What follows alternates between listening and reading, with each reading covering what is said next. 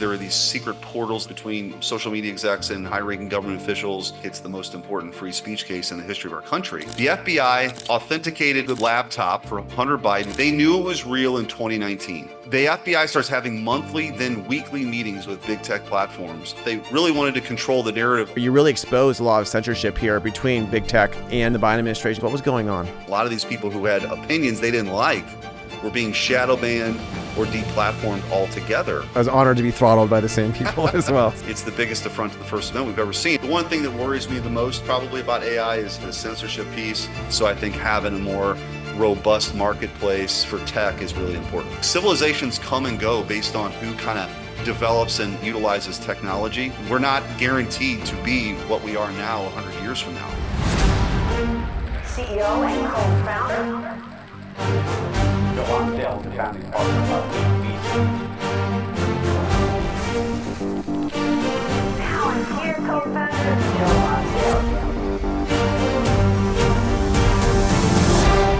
Eric Schmitt is a U.S. Senator from Missouri. He's a bold fighter for our country. He famously sued the Biden administration in the famous case Missouri versus Biden in 2022 when he was the AG in Missouri, fighting back against censorship, against big tech collusion with our government. The discovery uncovered some amazing things that led to the Twitter files and a lot else. He also sued China over the COVID conspiracy. He actually won in the courts, won $24 billion. He's a fighter on so many fronts. He's on the Judiciary Committee. He's on the Senate Armed Services Committee. He just feels strongly about fighting for the American worker. He just published a book called The Last Line of Defense about his battles in the court system and what we have to do next. Great guy to talk to hear what's going on in America, and he's feeling optimistic about our future.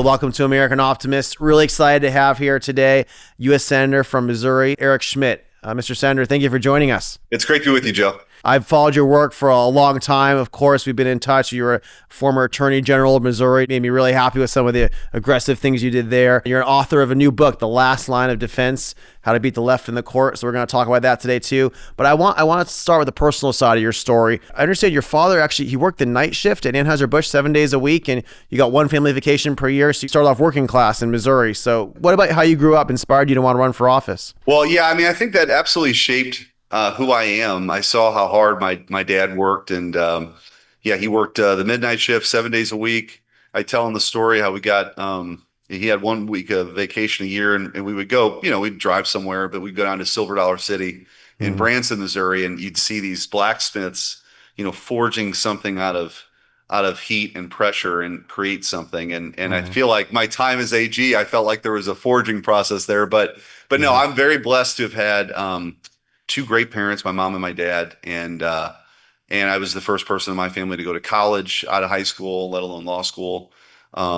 Became a lawyer, was practicing law, and became a partner, and all those things were great. And then I became a dad for the first time. And Stephen, my son, was born with a rare genetic condition, has something called tuberous sclerosis. He's nonverbal, has epilepsy on the autism spectrum, and then that, of course, seeing him go through all those challenges, including a 4-hour seizure one time, kind of spurred me into doing something more with my life. So I ran for office and to try to make a difference. So here I am. It's the adversity that shapes us the most, especially when it's that close to us.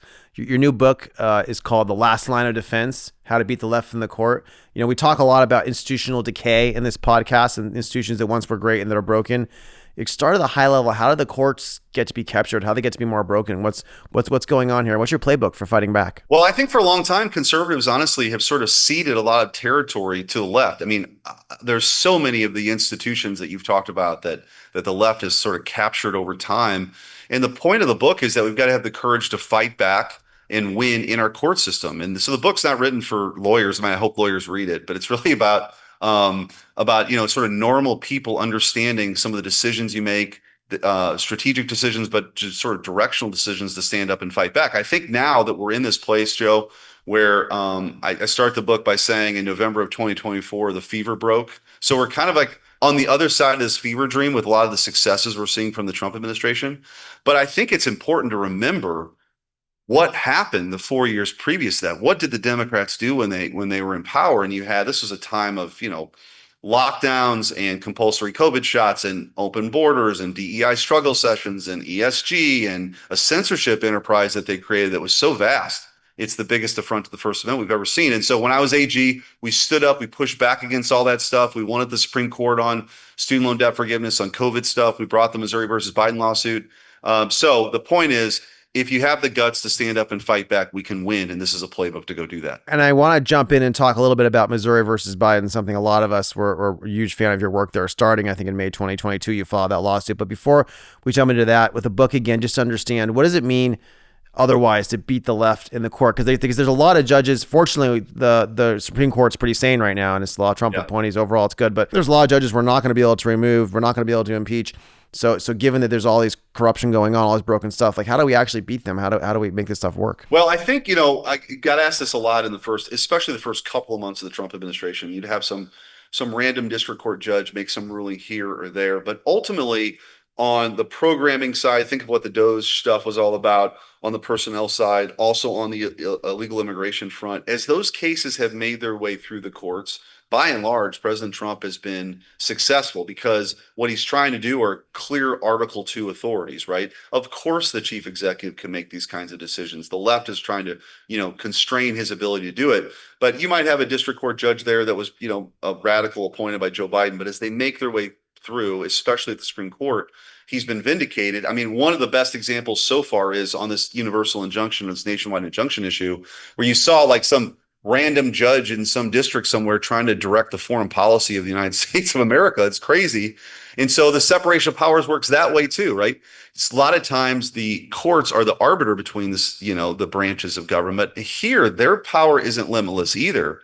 And so the Supreme Court, I think, has kind of checked a lot of the abuses that we saw at the lower courts. And so we're not going to, win 100% of the time, but I think by and large on the things we care about, the stage is set now. If we fight back with the right arguments, we can win. You had a lot of funny memes for a while on this one where I think they'd say like, judge orders Trump to rebuild Iranian nuclear program. I mean, these guys were going against everything he was doing for a long time. I guess it looks like we fought back. We made that illegal, which is great. Let's jump into the lawsuit you filed, because this was something that a lot of us were really terrified by the previous administration kind of using its power to intimidate people and block free speech and effectively kind of force companies to censor things and get permission to do things because otherwise they would come at them. And so I guess through discovery, you really exposed a lot of censorship here between big tech and the Biden administration. Take us through the case. What was going on? Yeah. So in the last line of defense, I think this is probably, it probably occupies the most pages in the book because I think it's the most important free speech case in the history of our country. So in 2021 and 2022, we're sort of watching this kind of unfold. You see Jen Psaki at the podium saying, we're flagging this for Facebook. And Joe Biden saying that these tech companies are killing people. They're threatening to take Section 230 protections away if they don't do more. You have a disinformation governance board. Remember this was floated, where that, terrible Mary Poppins figure was, singing songs about censorship. It was tied to a nonprofit at Stanford, right? I mean, there's literally these nonprofits on the left and the universities like helping this go forward. Yes. And so that is so in November 2022, Joe, we filed a lawsuit, Missouri versus Biden. We allege some, pretty significant abuses of power with the federal government, including and coercing big tech companies. We made a strategic decision. Normally in those kind of cases, you seek an injunction, which is to stop the government or somebody from doing something you think is unlawful. Yeah. We actually sought discovery first because we knew it was being lampooned as a conspiracy theory or I was just trying to get attention. So we got the discovery. And that to me was the moment that was truly eye-opening because there are these secret portals that were established between social media execs and high-ranking government officials. The Surgeon General is texting back and forth and all of this stuff. They really wanted to control the narrative on the Hunter Biden laptop, on COVID-related issues, on a whole host of things to really sideline half the country and censor them through a way that the government can't do, but then outsourcing that to big tech companies. And to your point, it went beyond that. Stanford, University of Washington were part of this coalition that was doing the dirty work for them too, right? They said they were basically giving them grants to do the flagging of stuff they wanted censored. And we had the opportunity to take the deposition of Anthony Fauci. We took the deposition of Elvis Chan, who was the FBI agent in Northern California, who was pre-bunking the Hunter Biden laptop story in 2020. This is a really important story. I think the left would love to memory hole what happened here. And I think it's really important we don't forget as a country what you discovered there. So basically, Basically what happened is the FBI knew Hunter Biden's laptop was real. They knew it would hurt Biden in the election.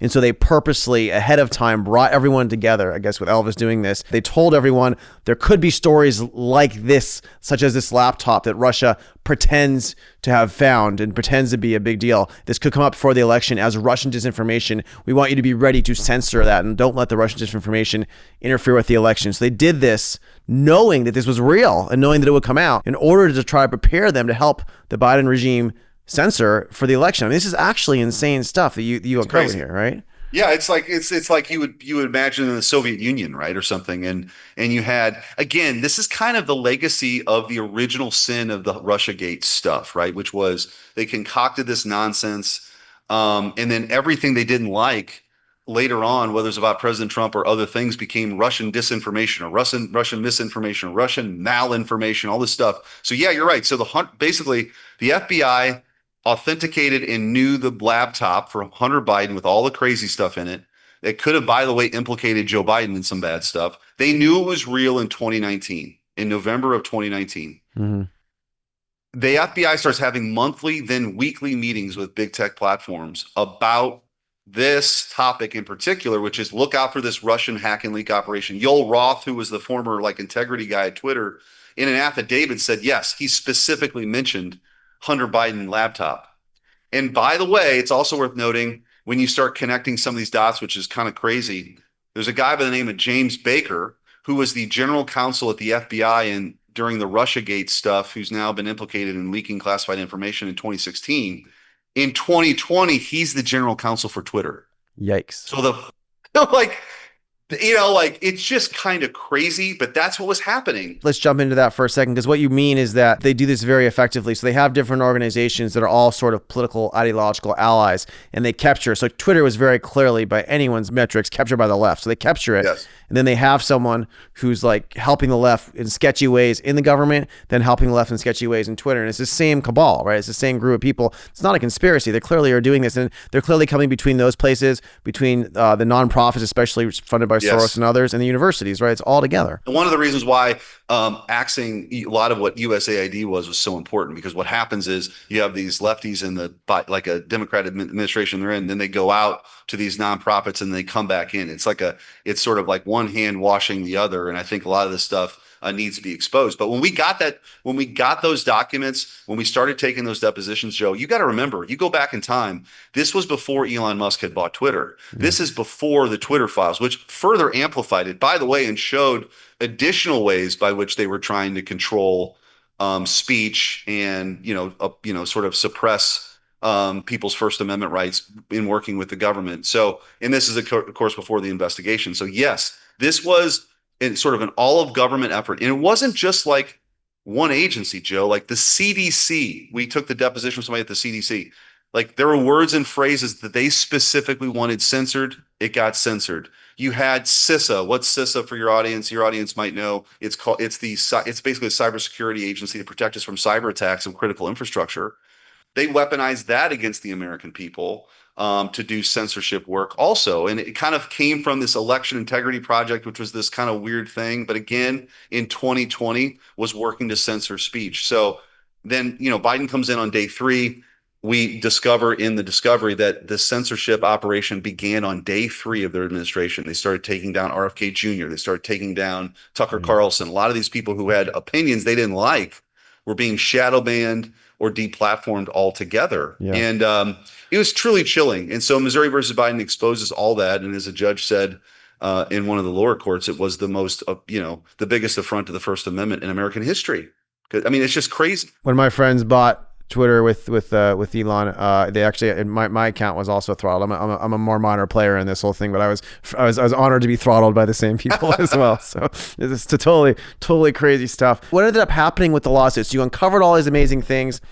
We all can kind of see that there's more conspiracies going on, but then what did the courts do? Where to go? We won at the district court level. We won at the appellate court level, the Fifth Circuit, and the Supreme Court took the case up and then essentially punted based on standing. They said, well, we need to send it back down to the lower court to further establish whether or not Missouri and the other plaintiffs have standing. One interesting side. So as far as I'm concerned, exposing all of it was the big win. It's still kind of rattling around, but the government never wanted that stuff exposed. One interesting sort of side note from it, we can talk about Fauci's depot too, but one of the plaintiffs is a guy by the name of, I'm sure you know, is Dr. Jay Bhattacharya, who's a Stanford guy, who came up with this radical theory along with others that said, you know what, natural immunity is still a thing, even for COVID.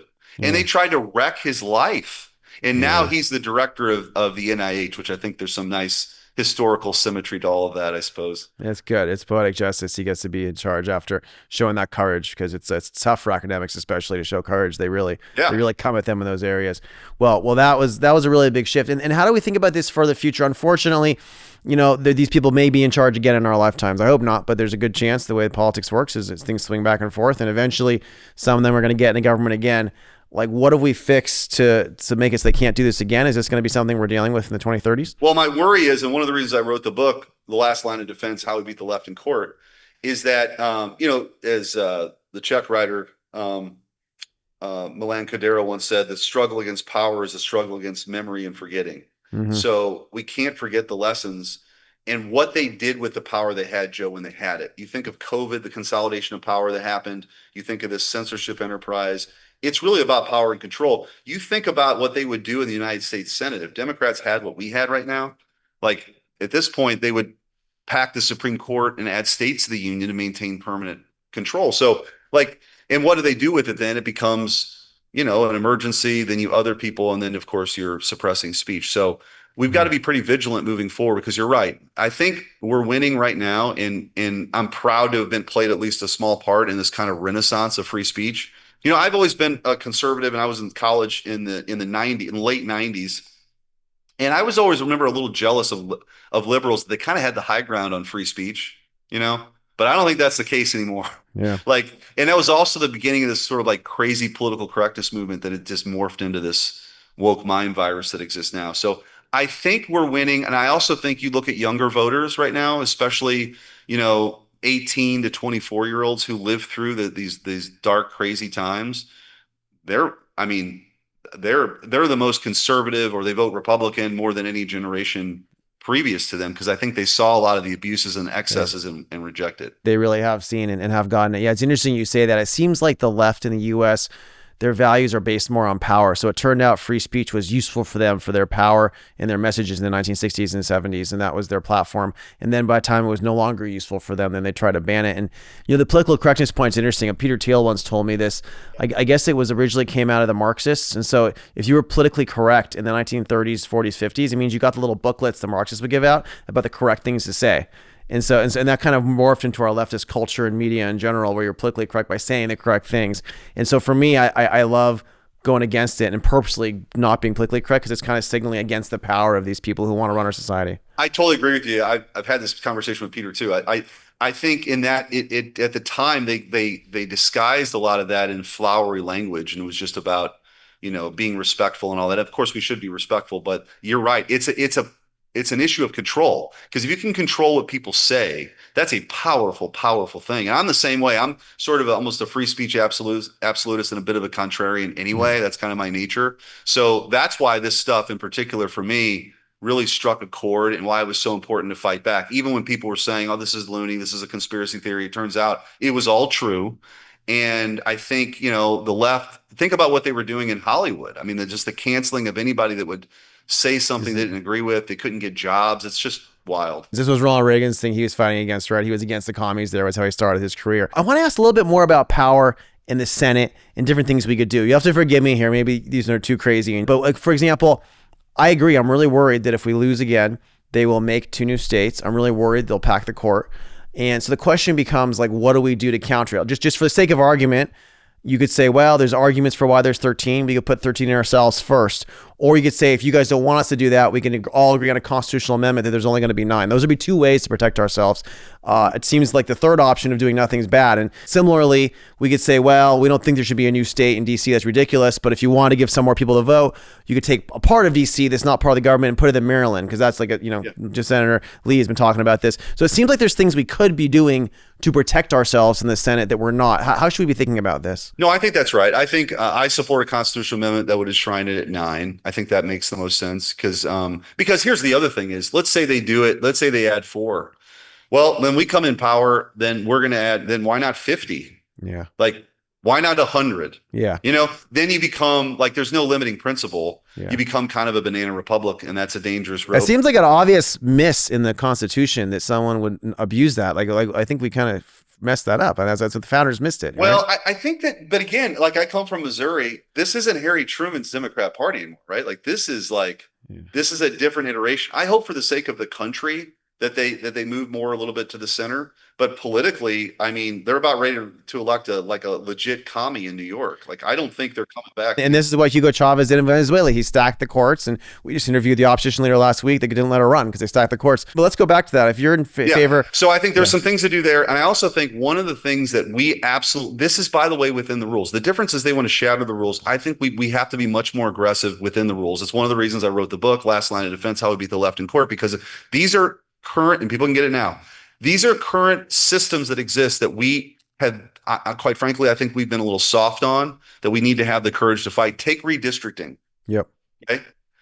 Perfectly constitutional to redistrict right now. And the Democrats have a lot more to lose than we do. If you look at the red states that could redistrict, Missouri's one of them, we would stand to gain more. If we wanted to be aggressive on the census, there's no reason in the world why we should accept the idea that illegal immigrants are counted in the census. California has way too many representatives than it should have because we count illegal immigrants. Like, if we actually are tough here and are aggressive within the rules, that's how we win. Their only avenue is to sort of bust up the rules. So. Yeah, we'll totally agree. Well, I hope we can. It seems like the only way they'll agree to a constitutional amendment, for example, to hold it to 9, is if we actually come very close to meaningfully threatening to do the extra ones while pushing for that. So I hope you can get your colleagues to be more aggressive. I know you're very aggressive, and I feel like the party needs to be aggressive at these things. Speaking of aggression, I want to ask. I think you were the first to sue China after the COVID. Yeah. thing. How much money? How much money? What was the judgment for their cover up? Missouri has currently a $24 billion judgment against communist China that is, you can seize assets. So it's up to my successor now to go do that. I hope they do. But we, like, early on, and Joe, I talk about that in the book too. Last Line of Defense is, what was really interesting about that is we were able, we put together this compendium of all the things that communist China did. Like, they stopped flights in and out of Wuhan domestically, but not in and out internationally. They became they were the largest net exporter of PPE. They became the largest net importer of PPE. Yikes! They knew, and they didn't do anything about it, and kind of unleashed this thing. And so that's the basis of the lawsuit that we filed. But it was interesting when we filed the lawsuit. And if you remember, when President Trump at the time stopped flights coming in and out of China to this country, everyone said he was left racist. Lost their minds. It's the right thing to do. They lost their minds. It's kind of like what's happening in Washington right now. Like, he's saying, you know what, we want to take on violent crime. There's not been a murder in 10 days, and the Democrats have lost their minds. Yeah. It's crazy. We're trying to get red states to step up too. You think red state governors should be doing this in the cities where they can as well? Because they're not yet. Well, it's funny. The timing was not it wasn't coordinated in this way. I've been working with Kash Patel since his inauguration to get help into St. Louis. So the FBI is going to have the largest per capita permanent infusion of permanent FBI agents in St. Louis anywhere in the country.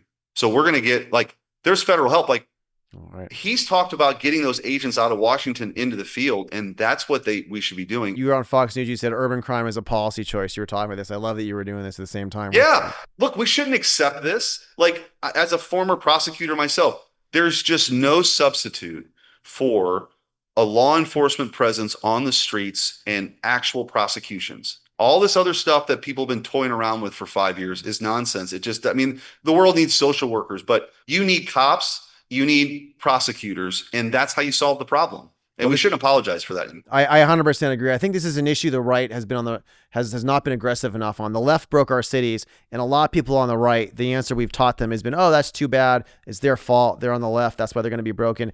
I think our answer instead should be, you know what? Even though the left's breaking the city, our civilization needs functional cities, and we are going to do whatever we can using our power to come in and fix the city and protect it. Even though you guys are in charge and you suck, we shouldn't just let it be broken is my view. I agree. We shouldn't accept this. Like, we shouldn't accept, like, third world living conditions in America. And I I love think it. you're right. For far too long, we probably have. I love it. Well, let's step up on that. I want to ask you a bit about the Senate. You're new to the U.S. Senate, or not that new, but you're still in your first term. What's your impression so far? What's your job in the Senate? What are you in charge of? So I'm in on a few committees that keep me pretty busy. I'm on the Armed Services Committee, and so I consider myself in the foreign policy space. I didn't expect this, but kind of I think the ascending foreign policy view, which is American realism. President Trump has that. J.D. Vance is a believer in that. Yeah. Bridge Colby, a lot of people that that believe that, and I do that. America, the permanent Washington sort of impression and policy on all of this stuff. It works well in the cocktail parties in Washington, but it doesn't really work. You can't be everywhere all at once all the time. We need to be smarter. We need to have basically, diplomacy first. What are the core national interests of the United States of America, and focusing on China, which is our chief rival for the 21st century. And we got to get our European allies to step up in a much more meaningful way. That dynamic, I think, is shifting. And we also have to rebuild our industrial base that's atrophied for 30 years through consolidation, all sorts of problems. And so reinvigorating that so that when we do have to act, it's with overwhelming force, and it's an unfair fight, but a much more restrained foreign policy, I think, than a lot of the neoconservatives and neoliberals have espoused over the last, many decades. So yeah, that's been interesting. And I'm on the Judiciary Committee. We deal with, that's like Thunderdome, basically, like every controversial thing happens. Like you just put on your armor and you get into the Coliseum on the Judiciary Committee. So Judiciary Committee is like federalism, free speech, separation of powers. Like tell us about a couple of the things on the Judiciary. Yeah, so I Committee. chair the subcommittee on the Constitution, which we've already had hearings and we've launched investigations on things like, the suppression of free speech. What is the Civil Rights Division going to do now with Harmeet Dillon there? What's her agenda? Well, it turns out, which I'm very happy, and we certainly are encouraging her to do it. You got to start going after these companies that have had these racist policies, racist hiring policies. Same with universities. You got to get back to merit.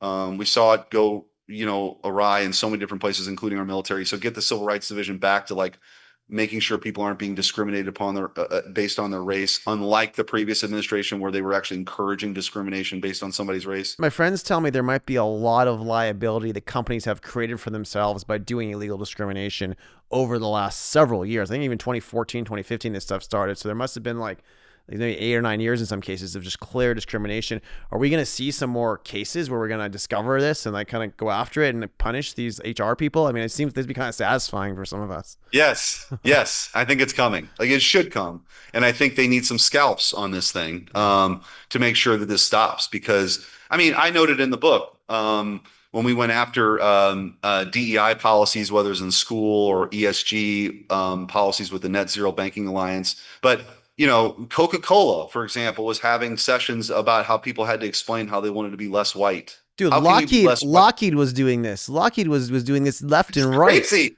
Yeah.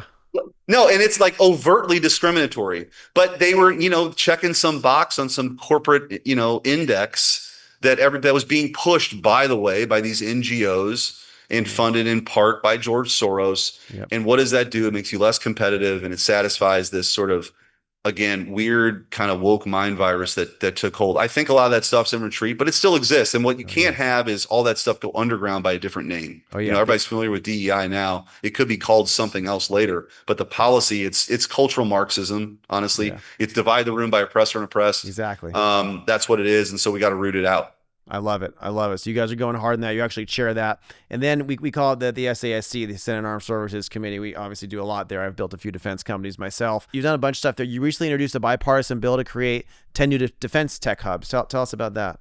Yeah, I think we want to. I think there's a lot of innovation that can happen everywhere around the country. I mean, you look at St. Louis, where I'm from, it's got a just great tradition. Think of McDonnell Douglas, and you've got all these suppliers, and you've got NGA West, and there's a lot of innovation. I mean, Scale AI is a company that's there. We want to get more. I mean, I think just having more of a diverse ecosystem for innovation, so that it's just not in one or two places, is part of this more resilient industrial base that we need to have.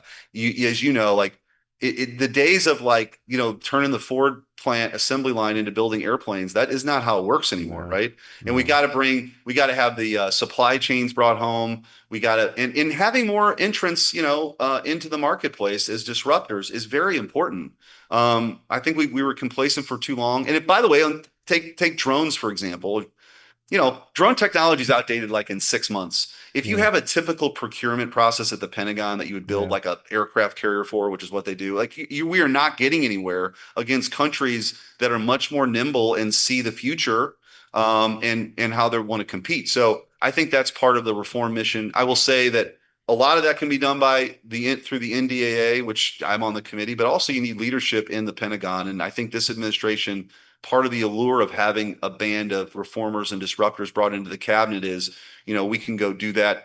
And I think they have some great people Yeah. that's their mission, but you got to get that mid-level bureaucrat that's, serving out a 4-year stint who just doesn't want to make a mistake. We got to get to that problem too. Yeah, well, I have a lot of my really smart friends I admire who've built great things who are now in the DoD and the administration partnering with you Yeah. guys. And all of us are so bullish on what this means for the U.S. because you're right, it's a completely different framework. And frankly, a lot of the legacy companies don't know how to work in this new framework and are going to get left behind. But we have to allow the best ideas to win and not let the big guys smash them. Well, and think of the contrast from where Google was, say, like a decade ago, Yeah. where they didn't want to participate in it, and they had stuff in China, which is kind of wild. But stuff in China, they didn't- Project Maven came up and they gave it up, and then that was like the alarm bell that led to Yeah. the founding of Anduril and Epirus and Saronic and these big companies we're building now. As we realized, wait a second, if they're not doing it, no one's doing it. We better do it. So a lot of us stepped up and after ex-Palantir people, Yep. and then went That's on good. Palmer. That's a good thing. So obviously there's a lot of advanced manufacturing getting going in the U.S. that I'm really bullish on. We learning from some of what Elon showed us all, learning from all this new AI. On the topic of technology, there's a big debate over AI, manufacturing, also immigration, the future of the American heartland. And there's a lot of real anger about these types of topics, obviously, right now. How do you approach these issues? Can AI plus robotics bring back U.S. manufacturing? What does this have to do with immigration? How should we be thinking about it? Yeah. So I think, okay, give me a little bit of runway here. I think what's fascinating about the moment that we're in right now. I gave a speech on the Senate floor about this.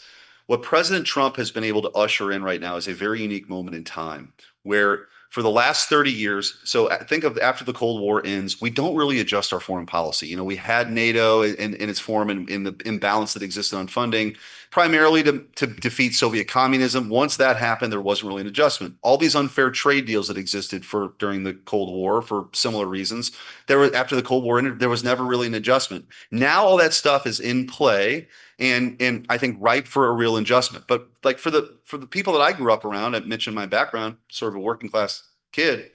All my friends, their parents worked in factories or operated a forklift or they were a cop.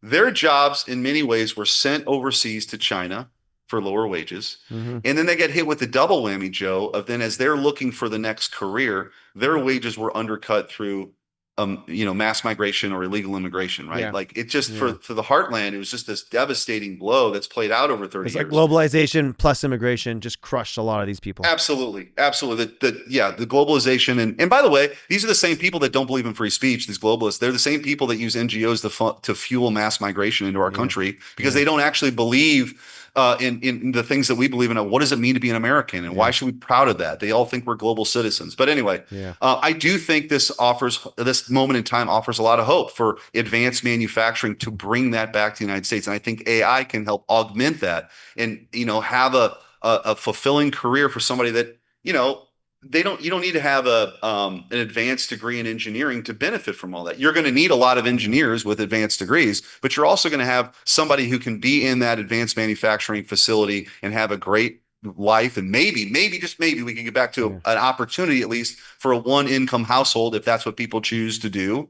That's been ripped away in many ways. My wife doesn't work for a living, even though she's a Stanford lady and really smart, and she's raising 6 kids with me. I hope other people should be able to do that without having to start companies like me. So I think that's right. Yeah. So I think it's an opportunity, and we got to get it right. The one thing that worries me the most probably about AI is getting back to the censorship piece. It could really be manipulated, I think, in that way. And so just making sure that we don't have the sort of the content bias that I think some of the folks would like to have. And that was my big concern with the Biden administration, that you were going to lock in sort of big tech monopolies in exchange for suppression of speech. Yep. And so I think having a more robust marketplace for tech is really important. This isn't why it's important to me. We have open source for AI. We have Elon competing. We have other winners. If you only have one winner and they can lock it down, they can really break everything. Especially if it's Biden wanted one winner, they can then make it say certain things. I'm in the middle of like a pretty big battle right now on the AI front in our country. You probably know there's actually 1,200 laws right now being proposed in the 50 states to try to regulate AI in different ways. And by the way, some of them I think are perfectly, like, it's not up to me, but I think that you should be able to stop child abuse material, right? You should be able to protect creators. There's all these things I think that the right in general is going to want to properly make sure, like, that tech's not doing things that are bad in our society. On the other hand, you have a lot of blue states that have these crazy regulatory bodies that want you to have to, like, do DEI or talk about race more sensitively or whatever other censorship they want before you could deploy your AI. And I don't think we want to let the blue states censor everyone. We don't want to let China win by forcing our companies to have to go through 20 hoops in each of these blue states before they can deploy and do something useful in our country. And so there's this really big kind of fight that I think is just under the surface now. I think earlier in the news, Mark Andreessen and others like were putting $100 million towards that, same way they were for crypto. And like, I'm against like big tax values, but I'm for building and I'm for productivity. I'm for wealth for the American worker. This is going to be a big fight in our party. How do you see this playing out? Yeah, I think that we probably have to make sure people are really aware of the real dangers of what blue states could do if they inhibit all this. And I go back. I think the best example here is on the censorship piece, the regimes that could be put in place. And I guess look at it like this too. Look at when California does a crazy emissions rule that effectively was to box out the like normal cars, like the internal combustion engine by, it was like, what was like 2035 or maybe it was 2030 even. Like that has an impact across the country, especially when California does it, right? And so I just think that we've got to probably do a much better job of talking about what the opportunities that exist and how AI can sort of enhance the American worker. And you're starting to see some people talk about this. I know you talk about it. Vice President Vance has been talking about some of this stuff, and I probably need to be more active in that front too, because this, I think, is the future for the country. And we better understand the competition that we're in, because China is coming for our lunch on so many different fronts that if we don't get this right, like, look, civilizations come and go based on who kind of develops and utilizes technology. We're not guaranteed to be what we are now 100 years from now. China's hellbent on that because they view the last 150 years as a great humiliation, and they still view themselves as the Middle Kingdom. And so that's why they're building islands in the South China Sea. It's why they're playing meaningfully in space and why they want to beat us to the moon and Mars. So, well, I love hearing that from you. I think, all of us building these things, we want to fight for the American worker with AI, and we want to beat China, and we want to make sure America's and our values are dominant. We started the American Optimist, Mr. Senator, to push back on this cynicism and pessimism in our country. What are you optimistic this administration is going to achieve? What makes you optimistic for the future of America? I mean, I really believe, like, think of the incentive structure. It's so different for President Trump right now in this non-consecutive term. I think he's totally committed to having, empowering American workers. I mean, just look at the no tax on tips, no tax on overtime. That means a lot to people who are actually in those industries and working as money in their pocket. I also think we've got a chance, after the Chevron decision, not to get too much in the weeds, but like kind of actually reevaluate what the role of the expert and the regulator really is. I think President Trump's leading on that. I'm trying to lead on that in the Congress too, to sort of pull back this heavy weight. I think, by the way, AI can help with that. Like AI can identify all of this, like, duplicative regulation. Doge was doing some of this stuff too. I actually handled the rescissions package in the Senate. I believe in this stuff. Thank you for that. We're huge fans of that. It's really important. We got that done, and it's expression of will that we can do these things that some people think, oh, Washington can't pull that off. Sure, we can if we've got the political will to do it. So I just think we're entering President Trump calls it a golden age. I just think America, a strong America on the world stage, means so much for us. A robust economy for like everyone people benefit from. I think that's where we're at right now. And I also think this rebalancing of trade that's happening is so unique that it gets lost, that President Trump basically said, listen, we shouldn't get ripped off anymore. And now markets are opening up. I was at the State Fair in Missouri 2 weeks ago. We're talking about how they're able to sell beef in Australia now. Like that's a big deal. So I'm so optimistic about what the opportunities that lie ahead. And I'm just really grateful to be in the fight. And, but I also, again, why I wrote the book, Last Line of Defense, was, man, there were some dark days just a few years ago where all of that stuff seemed like it was very much in jeopardy. So now we're on the other side of the fever dream, and we got to fight to win. Well, that's thanks to fighters like you that we're on the other side. Thank you for fighting for America, Mr. Senator. Really enjoyed your book, and I look forward to more. Thank you so much. Thanks, Joe.